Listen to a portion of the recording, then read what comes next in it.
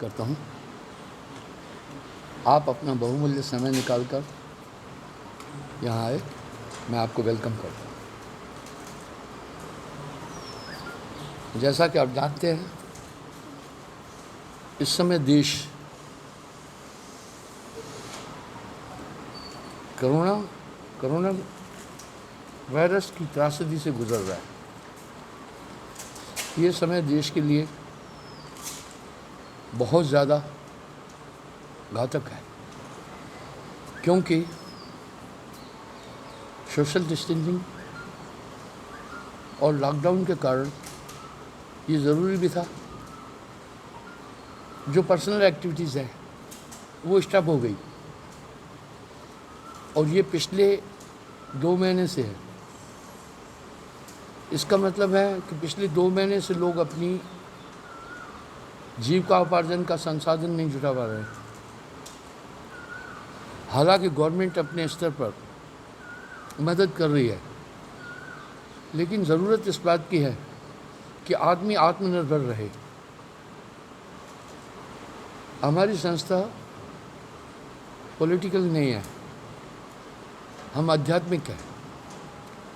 लोगों को हमारी संस्था सबसे पहले ये प्रेरणा देती है कि आप आत्मनिर्भर रहें। आत्मनिर्भरता के लिए सबसे पहले अपने आवश्यकताओं को सीमित करो। जब आपकी आवश्यकताएं सीमित हो गई तो करप्शन ऑलरेडी कम हो जाएगा। इस श्रृंखला में मैं लोगों को 7 नियम पालन करने की प्रेरणा देता हूँ। पहला, सत्य बोलना। दूसरा, मांस न खाना। तीसरा, नशा न करना कोई भी। चौथा, परिस्त्री गमन न करना। 5वां, चोरी न करना। 6ठा, जुआ न खेलना। 7वां, हक की कमाई खाना। ये 7 नियम आदमी को सबसे पहले एक अच्छा इंसान बनाते हैं। हमें ईश्वर की तरफ जाने से पहले इस बात की ज़रूरत पड़ेगी कि पहले हम अच्छे इंसान बने। तो इस श्रृंखला में हमारे लोग, मैं मोर देन मिलियन लोगों को इस रास्ते पर ले आया हूँ आप सबके सहयोग से। वो नशा नहीं कर रहे। भारत में गरीबी का सबसे बड़ा कारण ही नशा है। एक गरीब, एक मिस्त्री, एक लेबर काम करता है, 500-600 रुपये शाम को कमाता है, उसमें आधा पैसा वो शराब में इन्वेस्ट कर देता है और नशे की हालत में घर में पहुंचता है, बीवी बच्चों को मारता है। त्रासदी ये रही सॉरी। इसलिए ज़रूरत ये थी कि व्यक्ति के व्यक्तित्व को हम उठाएं। जब आदमी इन 7 नियमों का पालन करेगा तो करप्शन और क्राइम रेट बहुत कम हो जाएगा। हमें जड़ से चलना है। इसलिए अगर हम संतों की शिक्षा की तरफ ध्यान देंगे तो उन्होंने सबसे पहले व्यक्ति को सुधारा है। जब व्यक्ति ठीक हो जाएगा तो सब चीज़ ठीक हो जाएगी। देश पब्लिक का समूह कहलाता है। जब पब्लिक में सुधार नहीं होगा तो फिर देश उन्नति नहीं कर सकेगा। इसलिए इस श्रृंखला में हमारी संस्था एक विशेष कार्य कर रही है। सिर्फ वो मोर देन 12 लाख लोगों को मैंने दीक्षा दी है। वो 12 लोग ही नहीं सुन रहे हैं, उनमें जो उनके परिवार के छोटे नन्हे मुन्ने हैं, बाकी है, उनमें भी सुधार है। इस तरह से हमारी संस्था करोड़ों लोगों को एक सन्मार्ग की तरफ खींच के ले जा रही है। इस कोरोना वायरस के ड्यूरेशन में मैं ये कहना चाहूँगा, बाकी ये एक बहुत बड़ी त्रासदी है, वैश्विक त्रासदी है।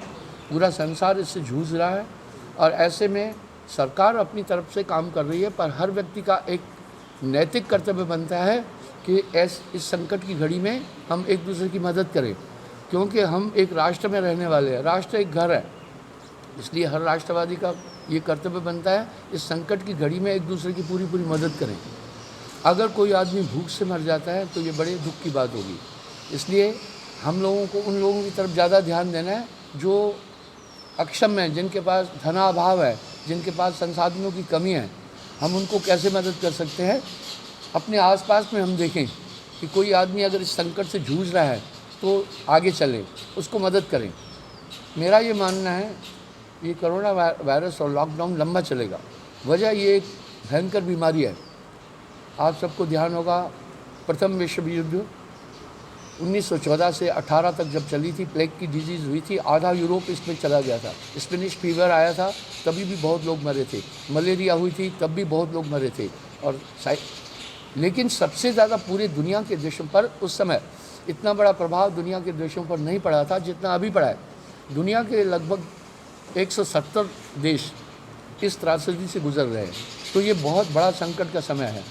इस संकट के समय में हम केवल दोषारोपण नहीं करें और इसमें राजनीति का कोई गुंजाइश नहीं है, मानवता को देखना है हमने। तो ऐसे लोगों को मदद की जाए और ये दिल से मदद की जाए। आपके पास अगर अधिक है तो पड़ोस में अगर कोई भूखा है उनकी सहायता करें। विशेष हमारी संस्था लोगों से ये प्रार्थना करती है कि बड़ी बड़ी इमारतें, मैं पूरे विश्व में घूमता हूँ, वहाँ की पूरी संस्कृति को समझता हूँ और लगातार आता जाता रहता हूँ। पूरी दुनिया का भ्रमण कर दिया मैंने।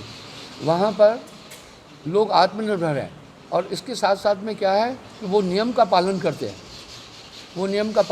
हैं, और वहाँ सुविधाएं भी अच्छी मिलती है। तो राष्ट्र को हम एक घर की तरह समझें। राष्ट्र में अगर आपके घर के आसपास में अगर आग लगी है तो स्वाभाविक है कि उससे आपको भी कुछ ताप आ जाएगा। आपके पास में अगर गंदगी है तो आपका घर साफ भी है लेकिन उसकी कुछ न कुछ तो दुष्प्रभाव आपके घर पर भी पड़ेगा। इसलिए जन जागरण की बहुत ज़रूरत है और मैं ये प्रार्थना करना चाहूँगा कि ये सब शिक्षा में शामिल किया जाए। वहाँ के नागरिकों को पहले नियम और कानून अच्छी तरह समझाए जाते हैं कि क्या कृत्य है, क्या अकृत्य है, क्या करना है, क्या नहीं करना है। तो इस तरह से इस लॉकडाउन के समय हमारी जिम्मेदारी एक देशवासी के नाते, एक इंसान के नाते, एक मानव के नाते ये बनती है कि हम इस संकट की घड़ी में एक दूसरे को पूरी सहायता करें और ये सब चीज़ें भुला दें, बाकी चीज़ें भुला दें। सबसे पहले हमें इंसान को सेव करना है। आप देख रहे हैं इस संकट की घड़ी में काफ़ी मजदूर लोग हैं, वो ज़्यादा प्रभावित हो रहे हैं। आप देखें 2-2 हज़ार किलोमीटर वो पैदल चल रहे हैं और उनको ये बड़ी, यहाँ तक कि गर्भवती माताएं बहनें भी चल रही है, उनके साथ छोटे छोटे बच्चे भी हैं। हम सबसे पहले उनकी तरफ जाएं। इस लॉकडाउन का ज़्यादा प्रभाव संपन्न और मध्यम वर्ग पर नहीं पड़ा है, किसानों पर भी उतना नहीं पड़ा है। ठीक है, वो नहीं भूखे मरेंगे, थोड़ा बहुत तो उनके पास अपनी गुंजाइश है। सबसे ज़्यादा मजदूर वर्ग पर पड़ा है और मजदूर ही राष्ट्र का निर्माता है। देश की सभी राजधानियों में हमारी संस्था ने आश्रम बनाए हैं।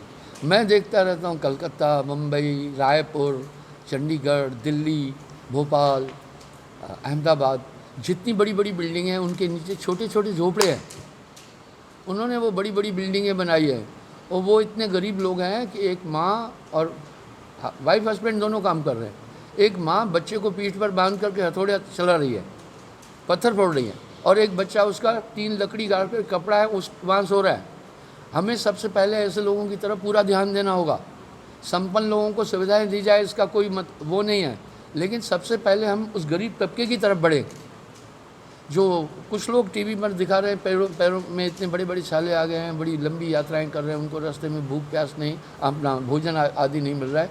हम ऐसे लोगों की सहायता के लिए आगे आएँ। सरकार अपने स्तर पर जो कर रही है 135 करोड़ देशवासी है, इतने सब लोगों तक सुविधाएं मुहैया कराना सरकार के बस की बात नहीं है। हालांकि वो कर रहे हैं अपनी लेवल पर हम सब नागरिकों का एक नैतिक कर्तव्य इस समय बनता है कि हम आगे आकर ऐसे लोगों को सुविधा दें। मुझे खुशी हुई, कुछ लोग ऐसे थे महाराष्ट्र के, उन्होंने 4-5 एकड़ ज़मीन बेच करके भी और इस कोरोना संकट के समय लोगों की खिदमत की। तो हमें सबसे पहले उन लोगों को देखना है जिन्होंने हमारे लिए रास्ते बनाए हैं, जो हमारे लिए बिल्डिंगें बना रहे हैं, जो हमारे मकान बना रहे हैं, जो धूप में कड़ी धूप में खड़े होकर काम करते हैं। ऐसे लोग हमारे देश में बहुत हैं और 30-35 करोड़ आबादी वो इसी तरह से अपनी लाइफ लाइन चला रही हैं, वो इसी तरह जी रहे हैं। सबसे ज़्यादा सुविधाएं उनको दी जाए और प्रॉपर तरीका हो, और ये सुविधा गवर्नमेंट अपनी तरफ से दे, अलग चीज़ है, लेकिन हर नागरिक का कर्तव्य है कि उनकी मदद के लिए आगे आ जाए। आप ज़रूरतमंदों को खाना दे रहे थे, क्या वो अभी भी चल रहा है? और पहले आप 7,000 दे रहे थे, क्या उसको कम किया है कि बढ़ाया है, ये बताइए। मैं ये कहना चाहूँगा, ये काम मैं तारीफ़ के लिए नहीं कर रहा हूँ कि मैं अध्यात्मवादी हूँ। लोगों को कहता हूँ अहंकार से बचना, मोटी माया सब तजी झीनी तजी न जाए, पीर पैगम्बर औलिया झीनी सब इनको का। हम लॉकडाउन के पहले दिन से ही भोजन दे रहे हैं और लॉकडाउन जब तक चलेगा, चाहे हमें ऋण लेना पड़ेगा, चाहे हमें अपनी प्रॉपर्टी बेचनी पड़ेगी, मैंने पहले ही कहा है कि हम आगे भी कंटिन्यू रखेंगे और लॉकडाउन ख़त्म होने के बाद भी 7 दिन तक हम ये प्रोसेस शुरू रखेंगे। वजह ये थी कि 61 दिन तक चली थी अमरनाथ एजिटेशन।